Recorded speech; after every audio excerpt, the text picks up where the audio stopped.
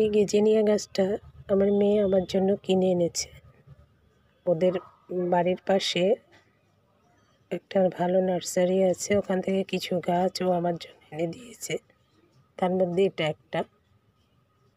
বলল, মা দেখো কেমন ফুল ফোটে, যদি ভালো ফুল ফোটে তাহলে আমি আবার এনে দেবো অন্য কোনো গাছ।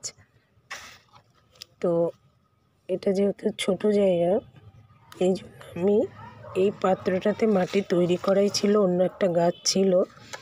এটা একটা রেয়ার ভ্যারাইটির কাঠগোলাপ ছিল, কিন্তু মরে গেছে। সেই জায়গাটাতেই আমি এই গাছটাকে বসিয়ে দেব।